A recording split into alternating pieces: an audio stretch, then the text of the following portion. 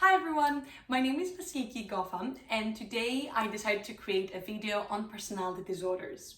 Today's topic is on histrionic personality disorder, and in this short clip I'm going to discuss about the key features of someone who is going to receive this diagnosis, the etiology behind this disorder, the attachment style of the individual who receives this diagnosis, and I'm going to finish off with some treatment recommendations.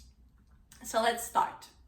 Well, before I give you more details on the characteristics of this personality disorder, I want you to remember some key facts. So the individual who is going to be diagnosed with histrionic personality disorder is going to display an emotional and dramatic behavior.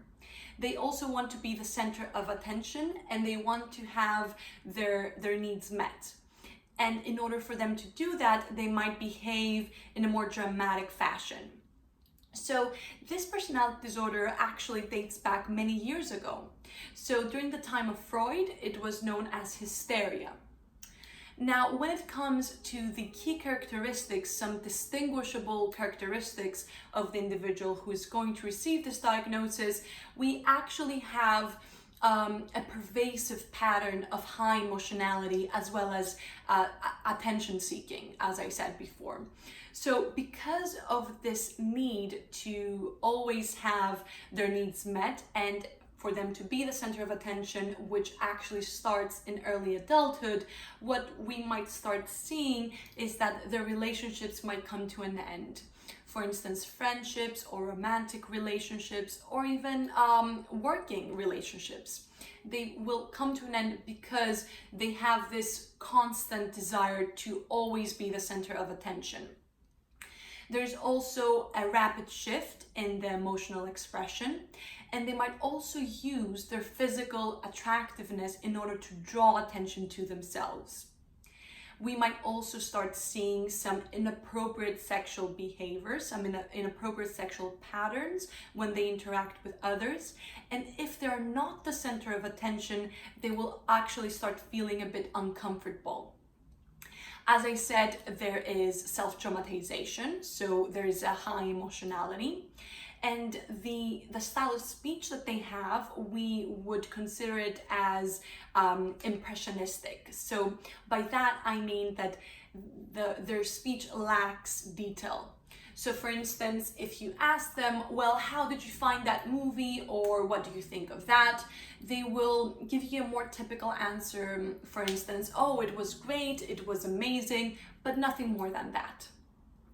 Another feature, an important one actually, is that they will view their relationships as more intimate than they are actually. So for instance, they might meet someone one day and they might start telling their friends that, oh, he or she is the love of my life, we are going to move in together. And I'm not saying that this does not happen. Of course, sometimes when we meet someone, we know, oh, okay, he or she is the one. But what we will see with the individual with this diagnosis is that there is a pattern in that. So next week, they might actually break up with that person and they might repeat the whole process again. Or we might see that in friendships.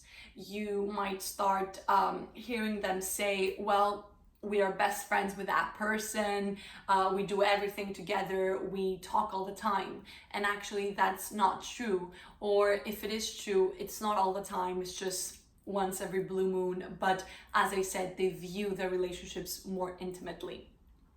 Now, what will also happen is that they might sacrifice long-term relationships in order to achieve the excitement that new ones will bring. So that gives you a bit of an overview of the key characteristics, the distinguishable characteristics of the individual with this personality disorder. Okay, so let's move on now to the etiology behind this disorder. So as with most personality disorders and mental health disorders overall, we need to consider both the genetic and the environmental risk factors. So there is actually a study that has shown that the heritability behind this disorder is around 30%.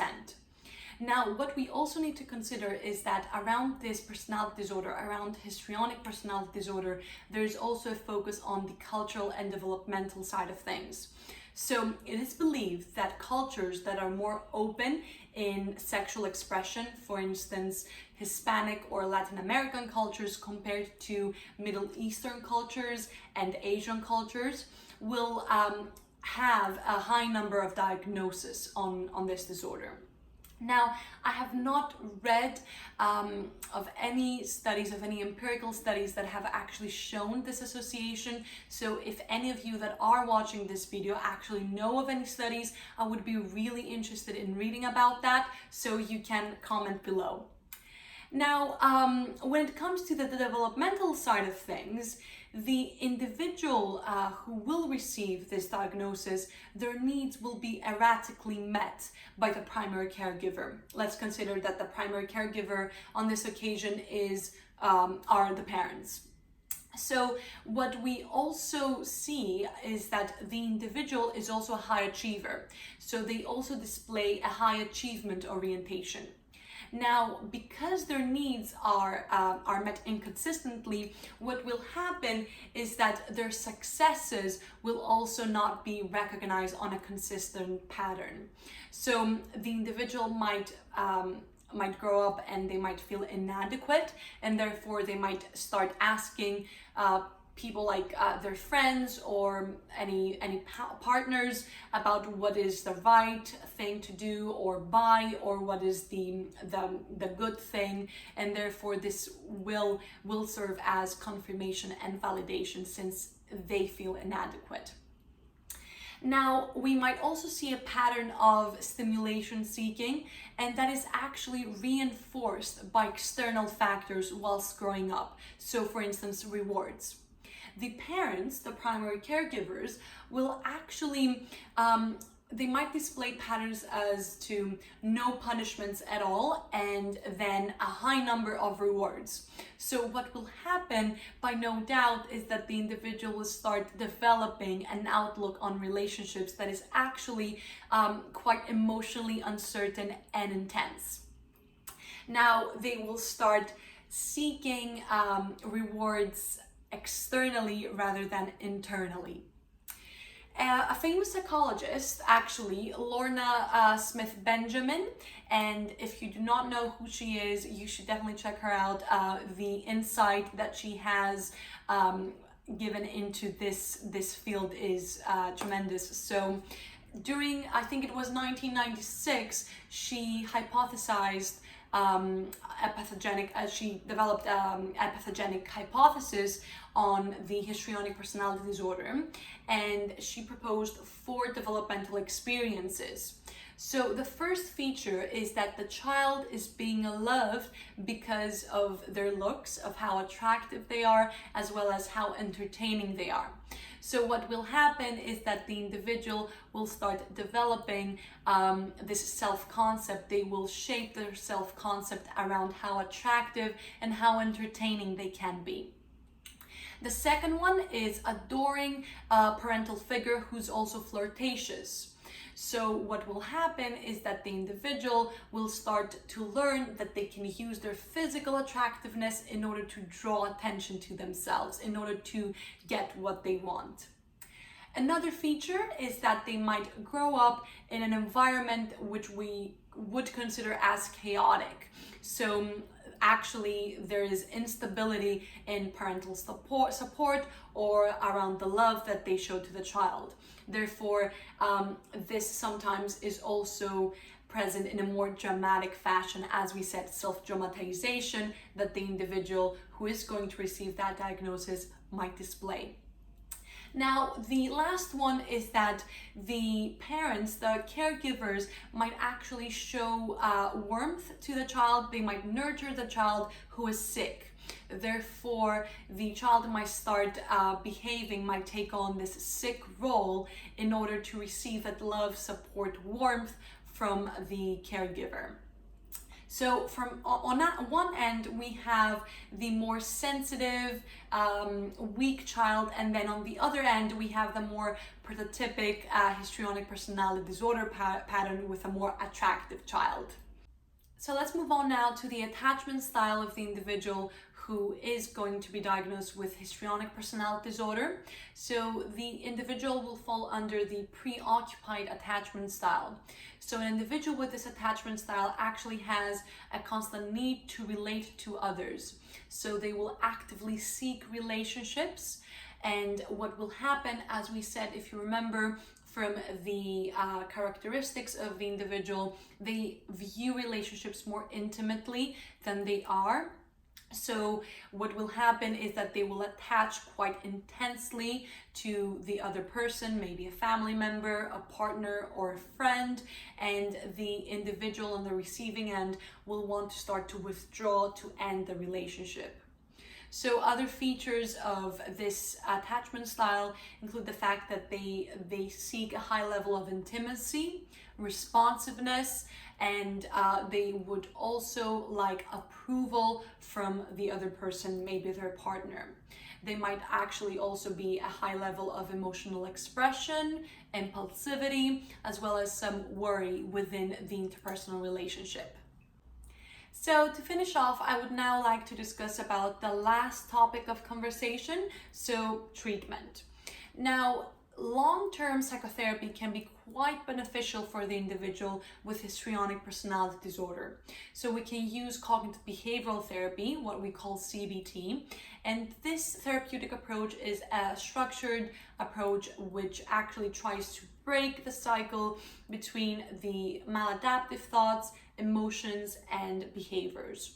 So within therapy, what might be addressed are automatic thoughts, as well as interpersonal relationships or assumptions. For instance, I need to be loved by everyone. So by challenging those, that can be quite beneficial. Now, what you also need to remember as a therapist is that you need to remind your client that it's a collaborative process. So this is because the client with the personality disorder might actually view the therapist as the saver. Therefore, this needs to be challenged because the client needs to remain an active participant within therapy and not to view the therapist as the person who is there to save them. Now, and other things that you also need to remember is that actually the individual with histrionic personality disorder might be bored quite easily. So you need to keep the goals quite exciting at all times in order for the individual to remain motivated within therapy. What you might also see is that the individual might actually view the goals, might present goals that are more vague, and therefore as a therapist you need to make them more specific and at an appropriate level. What might also be quite challenging within therapy is that the emotional issues that they might present or the theatricalities that they might bring within therapy might be quite challenging. Therefore, if the therapist remains consistent within their approach and actually addresses those issues directly, then therapy can go a long way. Other things that can be quite beneficial to remember as a therapist is to create an agenda. So you need to have an understanding with your client that you need to follow that agenda and not deviate from that agenda. And that is quite important because if you're following that agenda, then the client won't bring any other dramatic stories within therapy that are actually not beneficial for therapy in the long run. Now, homework might also be viewed as boring, and homework is actually a really important feature within CBT, within cognitive behavioral therapy. So you can also spice things up there, and you might tell them that they can do their homework on the tablet or on their phone, and that might actually be more exciting for them. Other things that could work is to actually create a list of advantages, disadvantages, and the consequences of certain behavioral patterns or certain patterns within interpersonal relationships. And they will be able then maybe to see how they benefit from certain patterns and how they don't, and also to build some coping mechanisms. Now, when it comes to psychopharmacology, we can, of course, use some medication. The psychiatrist can also prescribe some medication for traits like depression, low mood. So you can use antidepressants, or for anxiety, anti-anxiety medication. And if there are any illusions present, you can also use antipsychotic medication.